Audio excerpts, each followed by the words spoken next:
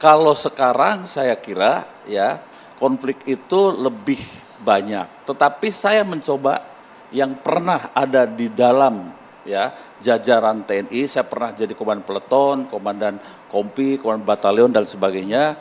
Kira-kira saya mencoba mencatat di akhir-akhir ini ya, ketika terjadi perkelahian event dengan siapa saja, pelakunya itu rata-rata mereka prajurit-prajurit yang muda, masih muda. Oke. 1 tahun, 2 tahun, 3 tahun. Jadi jarang kopral, tapi prajurit 1, prajurit 2 lah begitu ya mereka.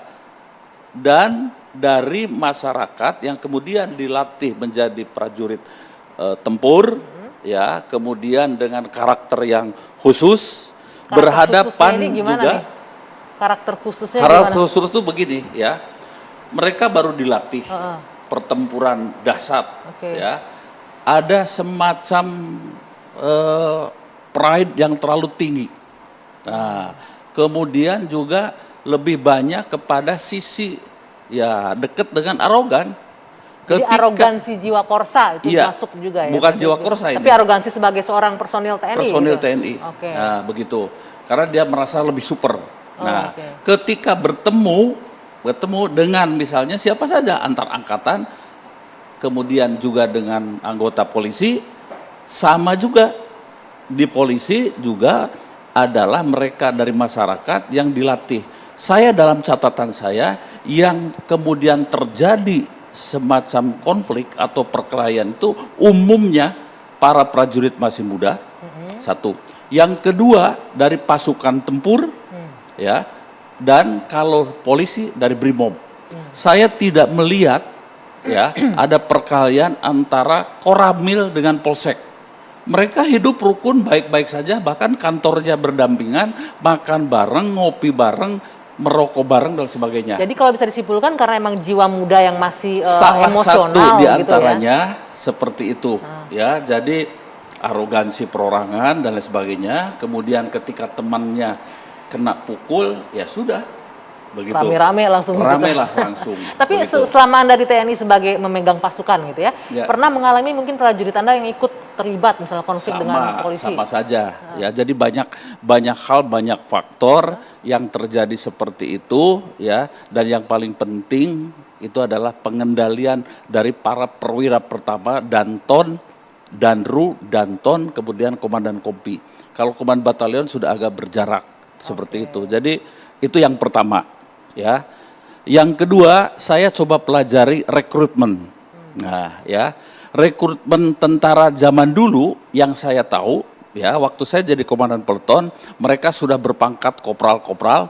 Mereka itu direkrut dari daerah-daerah yang memang ada masalah keamanan. Misalnya saat itu dari namanya masuk menjadi tentara di wilayah Jawa Barat, pada umumnya pemuda-pemuda mantan OKD, organisasi keamanan desa, yang mereka disiapkan untuk melawan pemberontakan DITI. Kalau di Sulawesi itu mereka adalah yang melawan atau Kahar Mujakar dan sebagainya. Jadi mereka masuk ke militer murni pure untuk ikut andil dalam membela negara. Kalau sekarang? Yang dulu ya jadi tentara. Dan dulu mereka menjadi prajurit-prajurit yang baik, yang bagus. Di era sekarang ya direkrut yang saya tahu ada yang sudah 3 tahun di terminal, ada yang sudah sekian tahun, bahkan mohon maaf mungkin ada mantan copet, ada yang sudah pernah terlibat narkoba, ada yang pernah ini itu dan sebagainya dan sebagainya. Tapi kan diseleksi itu Pak TB untuk seleksi, tapi seleksi itu kan tidak menjamin karakter berubah gitu. Kalau seleksi apa sih yang bisa menghasilkan sesuatu ya?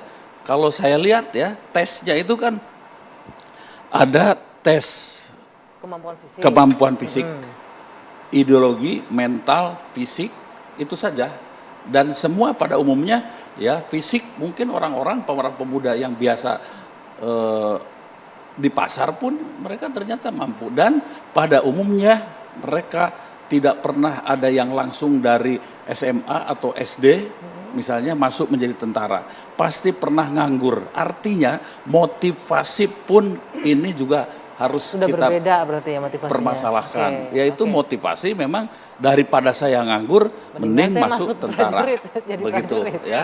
Dan tidak mustahil selama dia jadi sipil sebelum masuk menjadi tentara, dia punya masalah, pernah berurusan dengan polisi, dan ketika jadi tentara dia masih menyimpan Nyimpan dendam dendam. itu. Oh, oke. Saya punya bukti dan pengalaman ini, ya, sehingga ini mungkin menjadi sebuah persoalan yang harus kita pecahkan oke, bersama. maaf saya potong Pak TB, tapi kan tidak semua permasalahannya tidak bisa digeneralisir seperti ini kan ya? Iya, Untuk tidak. rekrutmen dan Tetapi karena orang punya dari masalah. kasus-kasus seperti itu, ya, ada Oke, masalah-masalah itu, baik. ya. Dan letupan-letupan itu memang bermula dari mereka itu. Oh, oke, Ya. baik. Ini dari sisi internal TNI ya. Iya. Oke, nanti saya juga ingin mendengarkan nih dari Polri. Ada Pak Nana, nanti kita akan dengarkan jawabannya. Tapi saya harus jeda dulu sejenak. Dua sisi kembali sesaat lagi.